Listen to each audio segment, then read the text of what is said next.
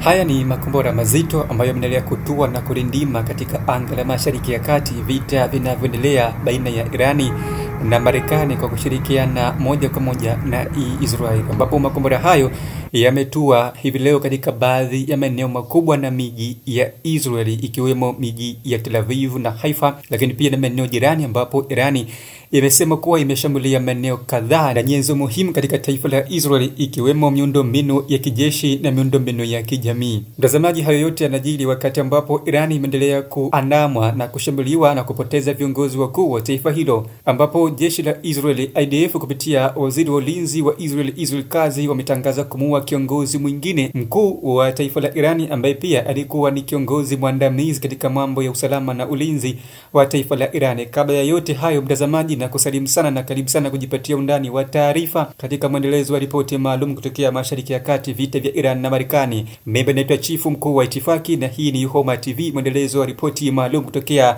Mashariki ya Kati. Wanami hadi tamati, na usisahau kusubscribe kujipatia undani wa taarifa na mwendelezo wa habari kubwa, nyeti na muhimu kutokea Mashariki ya Kati na mizozo ya kikanda, geopolitics. Karibu. Tuanze na habari kubwa, ambapo Irani imeendeleza mashambulizi makubwa na kurindimisha anga la Mashariki ya Kati katika baadhi ya maeneo nyeti na muhimu katika taifa la Israeli, katika miji mikubwa na kitovu cha taifa la Israeli, ambapo mashambulizi hayo yameripotiwa katika maeneo tofauti kufuatia kifo cha viongozi waandamizi wa serikali ya Irani, wakiwemo wakuu wa usalama pamoja na maafisa kadhaa wa jeshi la walinzi wa mapinduzi ya Kiislamu IRGC.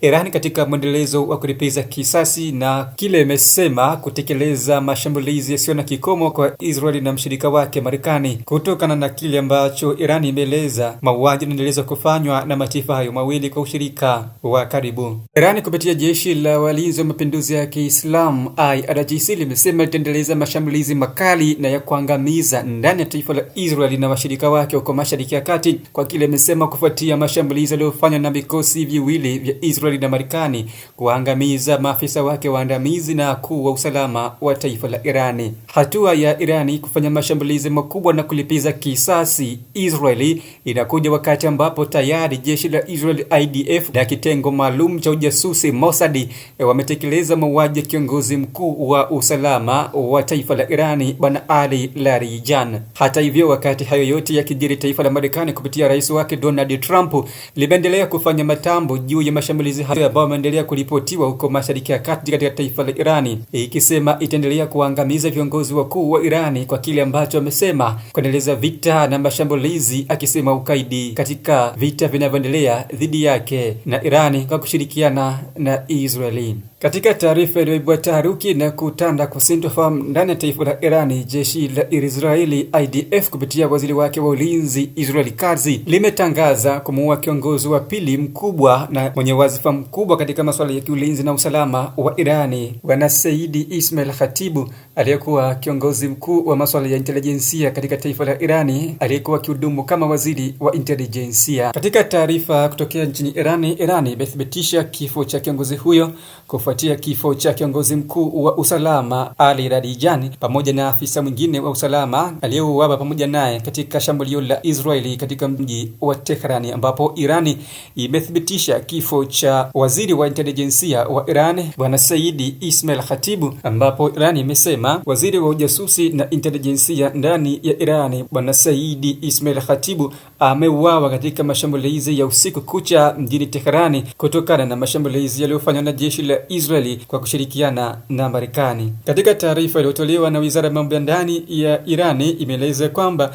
kiongozi huyo alikuwa muhimili mkubwa kwa taifa la Irani katika masuala ya ulinzi wa ndani na ujasusi. Ameshawahi kushikilia nyadhifa za juu katika idara ya ujasusi na mahakama ya Irani, ikiwa ni pamoja na nyadhifa za ndani ya wizara ya ujasusi na wakufu wenye nguvu za Astan Quds. Bado taharuki imeendelea kutanda ndani ya Irani juu ya mwendelezo wa kuuawa kwa viongozi wakuu waandamizi wa serikali ya Irani, na hiyo ni kufuatia tahadhari na maonyo kadhaa ambayo yameendelea kutolewa na serikali ya Israeli kwa kushirikiana moja kwa moja na Marekani, wakisema kwamba wamechomeka baadhi ya majasusi wao katika vikosi vya Irani, yani walinzi wa mapinduzi ya Kiislamu IRGC, wakisema wataendelea kuwaua viongozi kadhaa wa taifa la Irani na kupukutisha uongozi wote ulioko sasa. Katika taarifa mseto na maoni mtambuka juu ya haya ambayo yanaendelea kutokea nchini Irani, wachambuzi wanasema ya kwamba huenda tahadhari na maonyo ya Israeli na Marekani yanaendelea kupuuzwa ndani ya taifa la Irani, na ndio chanzo cha kupoteza viongozi wakuu wa taifa la Irani, ambapo hayo yanajiri kufuatia maonyo kadhaa ambayo yalitolewa na taifa la Israeli juu ya kutekeleza mashambulizi makubwa ya viongozi wakubwa, wakisema wanao ndani ya viongozi wao majasusi katika kutekeleza mauaji hayo. Kifo cha waziri wa ujasusi na intelijensia wa Iran Bwana Saidi Ismail Khatibu kinakuwa ni kifo cha kiongozi mkuu wa 4 mwandamizi wa Irani baada ya kufuatia kifo cha kiongozi mkuu Ayatollah Saidi Ali Khamenei Husseini kilichofanywa na kutekeleza siku ya tarehe 28 Februari mwaka huu 2026, akiambatana na baadhi ya viongozi wengine waandamizi pamoja na vikosi vya jeshi la walinzi wa mapinduzi ya Kiislamu IRGC pamoja na mamia raia waliouawa katika shambulizi hilo. Saidi Ismail Khatibu anatajwa kuwa ni kiongozi mwenye ushawishi mkubwa katika taifa la Irani ambaye ameshawahi kushika nyadhifa mbalimbali ikiwemo waziri wa usalama wa habari na intelijensia tangu mwaka 2021. Pia aliteuliwa na Rais Ibrahim Raisi na kuendelea kushika nafasi hiyo chini ya utawala wa Rais Masoud Pezeshkian ambao huko hadi sasa. Saidi Ismail Khatibu alizaliwa mwaka 1961 akiwa ni mbobevu katika masuala ya elimu ya dini ya Kiislamu, mwenye cheo katika taaluma hiyo ambacho ni Hujjat al-Islam, ikiwa ni moja kati ya vyeo ambavyo vinaheshimika katika taifa la Irani. Saidi Ismail Khatibu pia alishawahi kuwa mkuu wa kitengo cha ulinzi wa habari katika idara ya mahakama, na pia alifanya kazi katika ofisi ya kiongozi mkuu wa Irani Ayatollah Ali Saidi Khamenei. Saidi Ismail Khatibu ameuawa katika nyadhifa ambayo ilikuwa chini ya vyombo vinavyoshikilia usalama wa ndani ya Irani, akiwa na jukumu la kudhibiti upinzani wa ndani, kuzuia maandamano na kukabiliana na makundi yanayopinga serikali ya Irani. Pili, ujasusi wa nje, wizara yake ikiwa na mamlaka ya kuhusika na operesheni za siri nje ya nchi, ikiwemo ujasusi dhidi ya maadui wa Irani kama vile Israeli na Marekani. Tatu, mtandao wa habari na uwezo wa kusimamia mifumo mikubwa ya ufuatiliaji, yani surveillance na usalama wa kimtandao, cyber security. 4, ushawishi wa kisiasa. Saidi Ismail Khatibu alikuwa ni mwanachama wa baraza la juu la usalama wa taifa la Irani, akishiriki katika kutoa maamuzi muhimu ya kimkakati ya nchi ya Irani. Mtazamaji, taharuki bado inaendelea kutanda katika taifa la Irani, huku mashambulizi yakiendelea kuripotiwa katika maeneo mbalimbali. Irani imeendelea kupoteza viongozi wakuu na wa ngazi ya juu katika taifa hilo, wakati ambapo vita vinazidi kutokota na kuwa moto zaidi, Marekani kwa kushirikiana na Israeli dhidi ya Irani. Katika taarifa mfuatano, wizara ya mambo ya nje ya Irani kupitia waziri wake Abbas Araghchi amesema kwamba Irani iko tayari kwa mashambulizi zaidi na si kusalenda ama kusalimu amri katika vita vyake dhidi ya Marekani kwa kushirikiana na Israeli, ambapo Araghchi akizungumza na shirika la habari la Al Jazeera huko Mashariki ya Kati amenukuliwa akisema ya kwamba anyone could become a target. In recent days we have seen Irani iko tayari kwa vita muda wowote na haiwezi kuogopa kuuawa, na haiwezi kutingishika wala kupata mshtuko kwa kuuawa kiongozi mkuu mmoja ama watatu ama wanne, na hivyo Irani itasimama imara katika mashambulizi yake dhidi ya kile ambacho maadui wanapaswa kulipa damu ya uadui dhidi ya Irani na watu wake. Irani imejenga kustahimili mishtuko na hakuna mtu mmoja anayeweza kuisambaratisha mfumo huu wa Irani, bali kifo cha mmoja ni sherehe kwa Wairani. No hesitation about targeting any place. So far, 53 hospitals have been attacked, along with many schools. The Minab school, which has now become... Akijibu swali la mwandishi wa habari wa Al Jazeera Bwana Abbas Araghchi aliloulizwa ikiwa Marekani imeweka tageti ama shabaha ya kumua yeye, Bwana Abbas Araghchi itakuwaje? Bwana Abbas Araghchi amesema, it is even possible that the foreign minister could be attacked, but like everyone else, we are standing firm and working for the goals and interests of our country.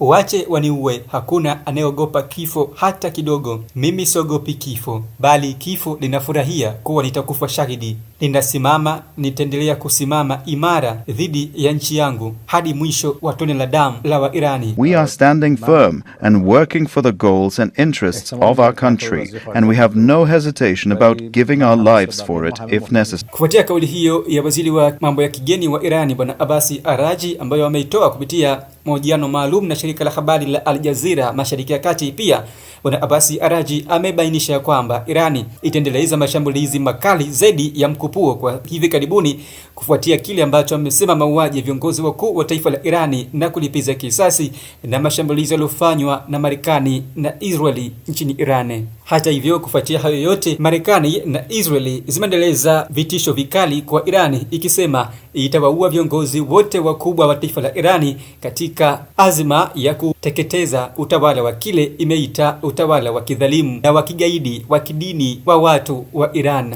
I'm here with Israel's defense minister, our chief of staff, the head of the Mossad, the chief of Air Force, our senior commanders. In the past 24 hours, we knocked out 2 of the terrorist chieftains, the top terrorist chieftains of this tyranny. Our aircraft are hitting the terror operatives on the ground, in the crossroads, in the city squares. This is meant to enable the brave people of Iran to celebrate the Festival of Fire. So celebrate and Happy Nowruz. We're watching from above.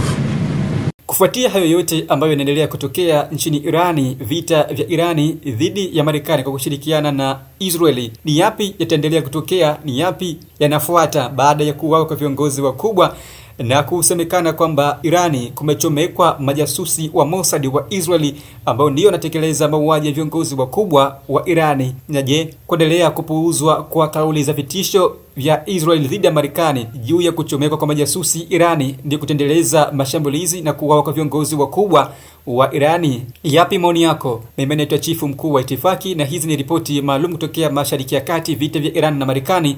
Nikushukuru sana kwa kuwa na sisi na kuendelea kutufuatilia. Usisahau kusubscribe na endelea kupata habari zenye uhakika na habari nyeti kutokea huko Mashariki ya Kati. Nikutakia wakati mwema hadi wakati mwingine.